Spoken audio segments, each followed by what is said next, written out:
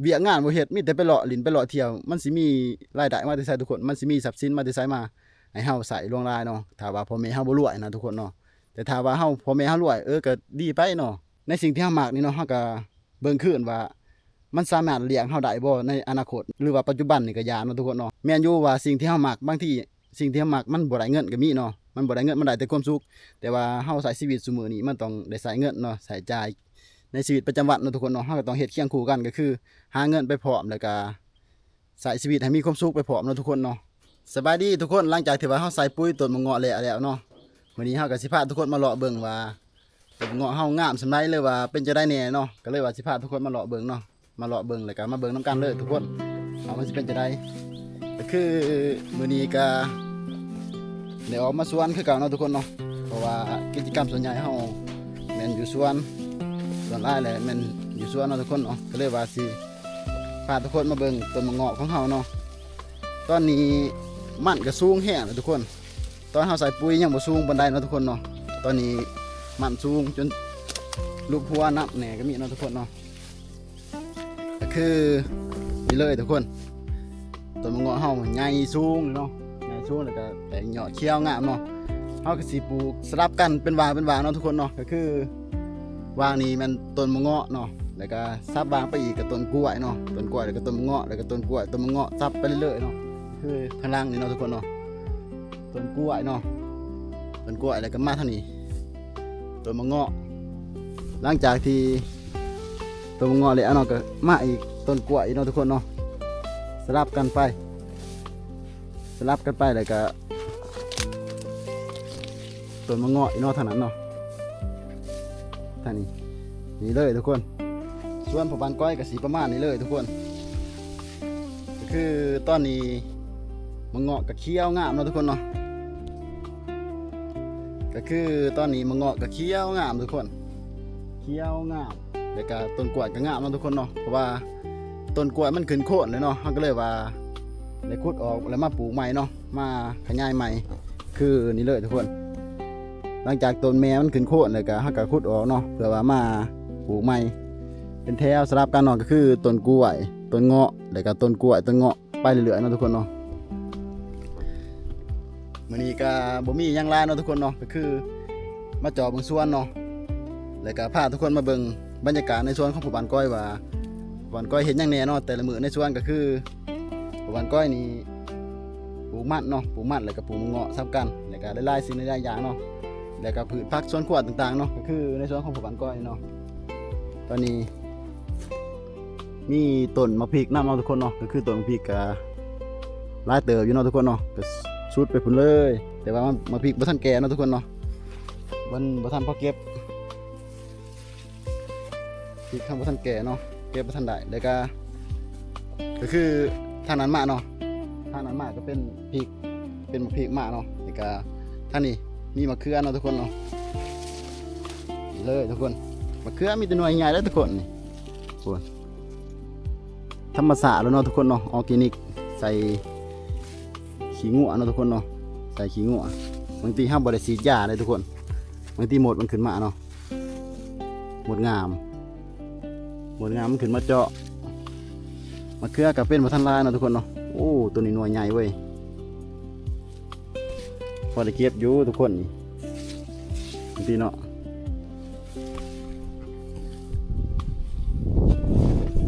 ส่วนตัวนี้ก็เป็นต้นมะเงาะเนาะทุกคนเนาะตอนนี้เขียวงามเลยทุกคนเขียวงามมันก็ใหญ่สูง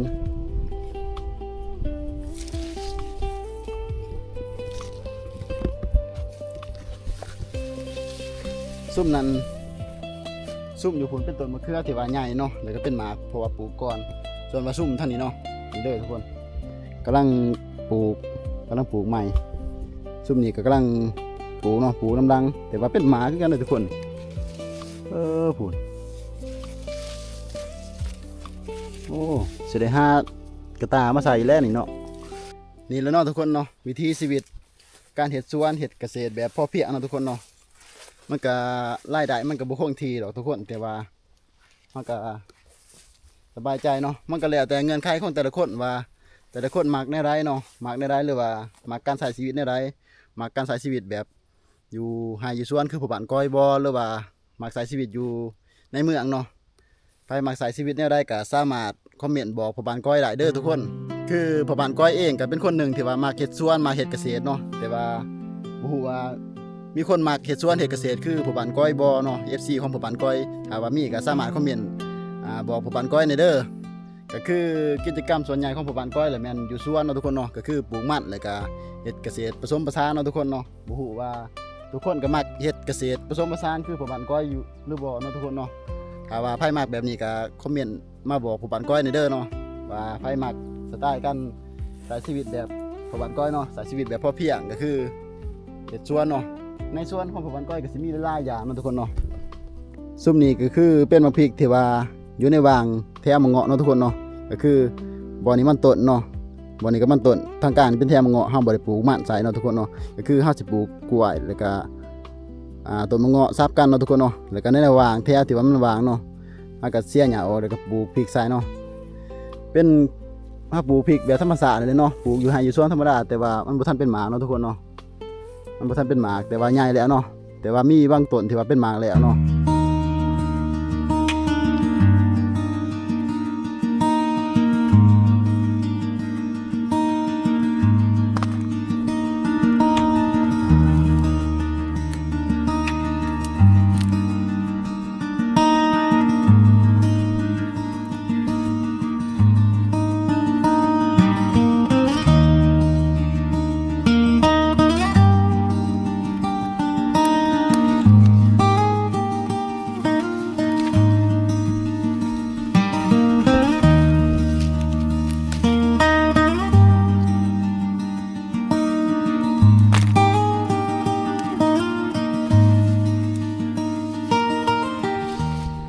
ตีพุ่นเนาะ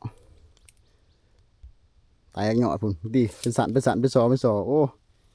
งามตัวนี้หลังจากที่ใส่ปุ๋ยแล้วเนาะเบิ่งต้นตัวนี้ทุกคนเขียวงามแตกยอดเป็นสันเนาะหลังจากที่เฮาใส่ปุ๋ยแล้วเนาะใส่ปุ๋ยแล้วก็โอ้แตกยอดออกมาต้นที่ว่าบ่ทันได้แตกยอดเนาะต้นที่ว่าบ่ทันได้แตกยอดก็แตกยอดขึ้นมาเขียวงามเนาะบางทีเป็นสันเนาะทุกคนเนาะส่วนว่าต้นที่ว่ามันแตกยอดเลยก็ตอนนี้ยอดมันแก่แล้วเนาะทุกคนเนาะยอดมันแก่แล้วก็เขียวงามเลยเนาะทุกคนเนาะก็ถือว่าโอเคเนาะพ่อบ้านก้อยก็ดีใจหลายนะทุกคนเนาะเห็นต้นไม้ที่ว่าเฮาปลูกผลงานที่ว่าเฮาเฮ็ดผ่านมาเนาะมันเริ่มเติบใหญ่ขึ้นเทื่อละน้อยเนาะทุกคนเนาะก็เฮ็ดให้เฮามีกำลังใจในการเฮ็ดเวียกเนาะทุกคนเนาะมันมีกำลังใจดีเลยทุกคนมันก็คือเฮาเฮ็ดเนาะคือเฮาปลูกต้นไม้เนาะเฮาปลูกต้นไม้เฮาเห็นต้นไม้เฮาใหญ่มันก็รู้สึกดีใจแล้วก็มีความสุขเลยทุกคนเนาะเฮ็ดในสิ่งที่เฮามักเนาะแต่ว่าเฮาก็ต้องในสิ่งที่เฮามักนี่เนาะเฮาก็เบิ่งคืนว่ามันสามารถเลี้ยงเฮาได้บ่ในอนาคตเนาะหรือว่าปัจจุบันนี่ก็ยากเนาะทุกคนเนาะเฮาต้องเฮ็ดสิ่งที่ว่ามันเลี้ยงเฮาได้เนาะบ่ให้เฮาให้เฮามีอยู่มีกินให้เฮามีอยู่มีกินนะทุกคนเนาะ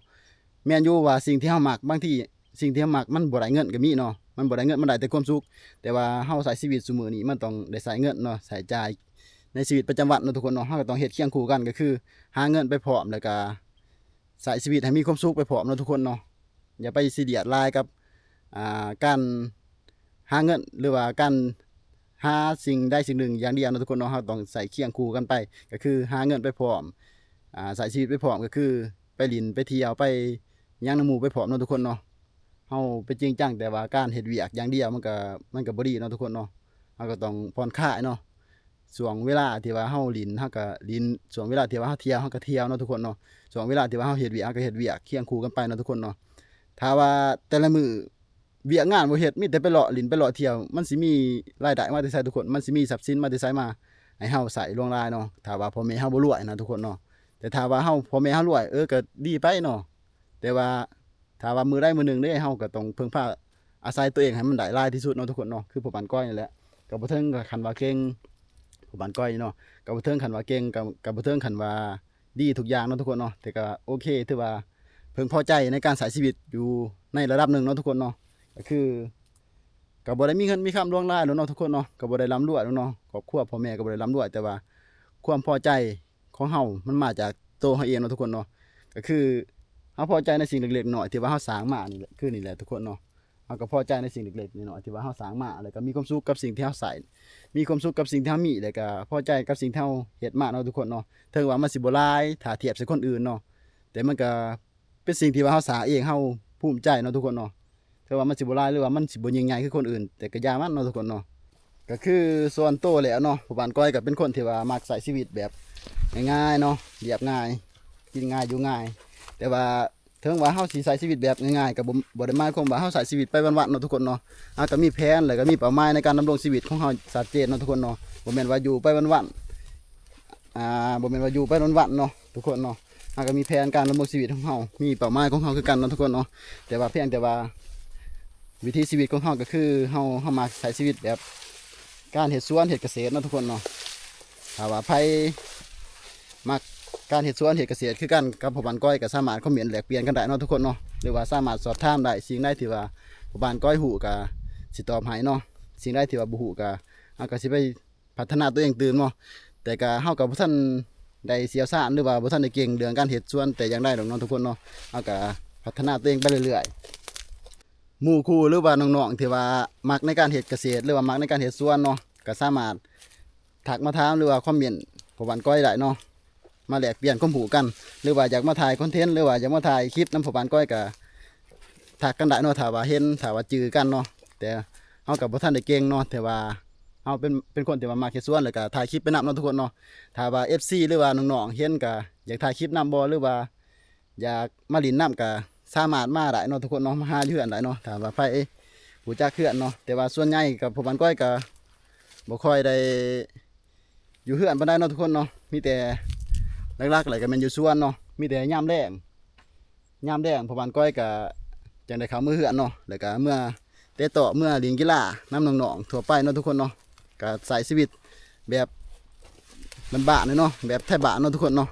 ถ้าว่า FC หรือว่าน้องๆเห็นก็ชื่อกันได้ก็ทักทายกันก็ได้เด้อทุกคนเด้อ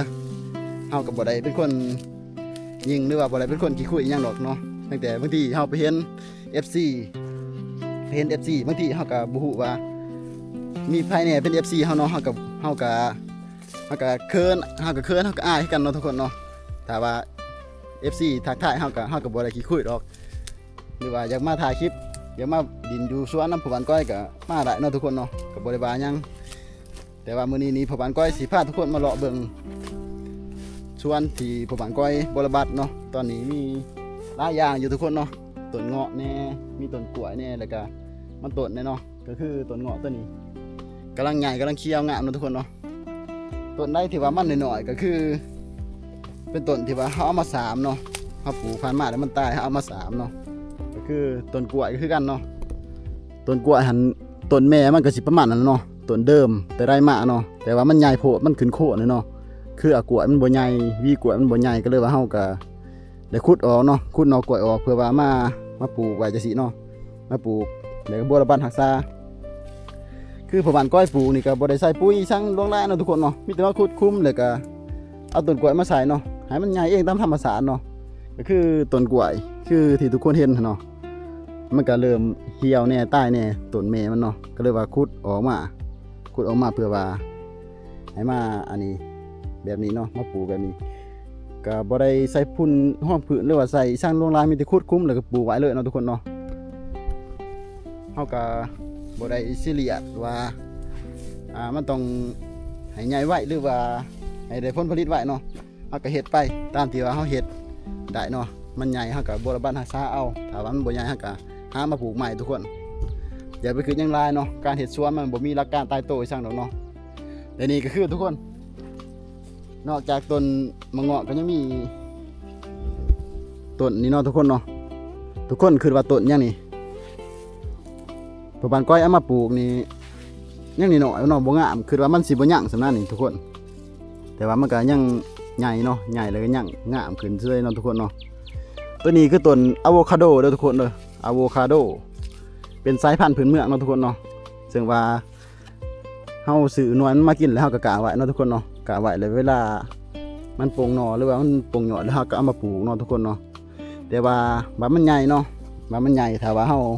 บ่พอใจในสายพันธุ์มันหรือว่ามันบ่เป็นหมาเฮาก็สามารถ เสียบยอดมันได้เนาะทุกคนเนาะเปลี่ยนสายพันธุ์มันได้แต่ว่ามันก็คือสิเป็นอยู่ดอกตามเบิ่งเพราะว่ามันเป็นสายพันธุ์พื้นเมืองมันปลูกเขตร้อนได้เนาะทุกคนเนาะปลูกอากาศเขตร้อนได้อะโวคาโดสายพันธุ์ตัวนี้เนาะทุกคนเนาะตอนนี้เฮาก็พยายามหาหลายๆสิ่งหลายๆอย่างเนาะมาปลูกในสวนเฮารวมกันให้มันมีหลายอย่างหลายสิ่งปนเปกันไปเนาะทุกคนเนาะให้มันมีหลายสิ่งหลายอย่างผสมผสานกันก็คือตอนนี้มีกล้วยเนาะมีกล้วยมีเงาะมีอะโวคาโดเนาะอะโวคาโดแล้วก็มันต้นเนาะทุกคนเนาะ4อย่างแล้วก็พืชผักสวนครัวเนาะเป็นประเภทมักพริกมักแตงมักเขือจังซั่นเนาะทุกคนเนาะประเภทอันนั้นพืชผักสวนครัวเป็นพืชทั่วไปเนาะทุกคนเนาะแต่ว่าตอนหน้าไปกับพ่อบ้านก้อยกับ4 5พืชแนวอื่นมาปลูกใส่เนาะตอนนี้ก็คือมีเบี้ยมะขามป้อมเนาะทุกคนเนาะมีเบี้ยมะขามป้อม2-3เบี้ยตัวนี้ก็พ่อบ้านก้อยก็กะเองเนาะเบี้ยมะขามป้อม2-3เบี้ยแล้วก็เสียมาปลูกใส่ทับใส่คือต้นหนึงที่ว่าพ่อบ้านก้อยลืมเว้าสู่ฟังเนาะทุกคนเนาะก็คือพ่อบ้านก้อยเอาเบี้ยมะมังคุดมาปลูกนำทุกคนเนาะ3ต้นแต่ว่าบ่ทันใหญ่เนาะทุกคนเนาะมะมังคุดเป็นพืชที่ว่าใหญ่ซ่าเนาะใหญ่ซ่าแล้วก็ซ่าได้เป็นหมากระโดนเติบอยู่เนาะทุกคนเนาะแต่ว่าพ่อบ้านก้อยก็บ่ทันมีความรู้รายเรื่องเกี่ยวกับมะมังคุดเนาะก็เลยว่าลองเอามาปลูกเบิ่งตอนนี้ก็ยังบ่ทันใหญ่ปานใดเนาะทุกคนเนาะแล้วก็บ่ระบาดรักษาไปเรื่อยๆเนาะทุกคนเนาะเดี๋ยวสิพาทุกคนไปเบิ่งต้นหมากมังคุดของเฮาเนาะทุกคนเนาะตอนนี้เฮากำลังเอาลงปลูกเนาะถ้าว่าใครมีความรู้หรือว่าเชี่ยวชาญแน่ในการปลูกมะม่วงคุดหรือว่าเคยเห็นเขาปลูกเนาะก็สามารถคอมเมนต์แนะนำพ่อบ้านก้อยได้เนาะทุกคนเนาะพ่อบ้านก้อยก็ยังเป็นมือใหม่อีหลีแหละทุกคนบ่ทันเก่งอีสังจักอย่างเนาะบ่ทันเก่งอีสังลองลายเนาะพอแต่เฮ็ดปู่ๆป้าๆไปพัฒนาตัวเองไปเรื่อยๆเนาะและสิพาทุกคนไปเบิ่งต้นมะม่วงคุดตอนนี้นี่ทุกคนต้นมะม่วงคุดของพ่อบ้านก้อยกำลังได้สนิททุกคนแต่ว่าบ่งามปานใดเนาะเบิ่งคือเป็นเหี่ยวแต่ขนาดว่าดินซุ่มเลยเนาะฝนตกอยู่ยังเหี่ยวสงสัยมีอาการเนาะสงสัยหากมีอาการย่านว่าปัวกินหากมันเนาะทุกคนเนาะนี่ก็คือต้นที่1เฮาไปเบิ่งต้นที่2เนาะทุกคนเนาะ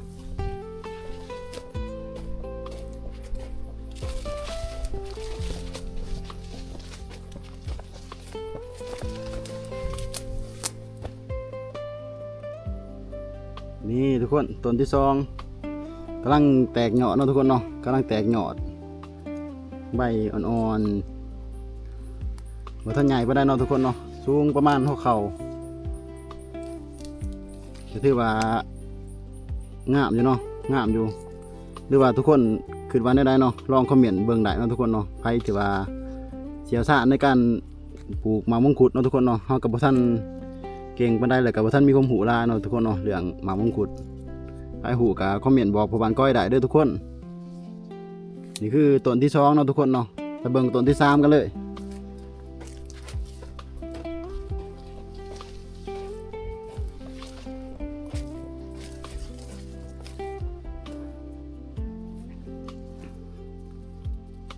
ต้นที่3ก็สิประมาณนี้เลยทุกคนใบ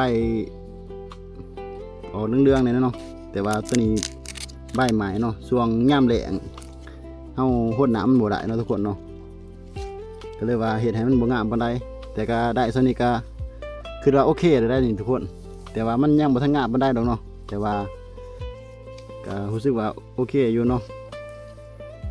เพราะว่าเฮาก็ยังเป็นมือใหม่เนาะทุกคนเนาะเฮาบ่ทันเสียชาญหรือว่าบ่ทันมีความรู้หลายเกี่ยวกับหมากมงคุดเนาะทุกคนเนาะก็ปลูกในสวนมันจังซี่เลยเนาะทุกคนเนาะปลูกซับกันกับมันจังซี่เลยเนาะปลูกซับกันเลยต้นหมากมงคุดเฮาก็อยู่นี่ทุกคน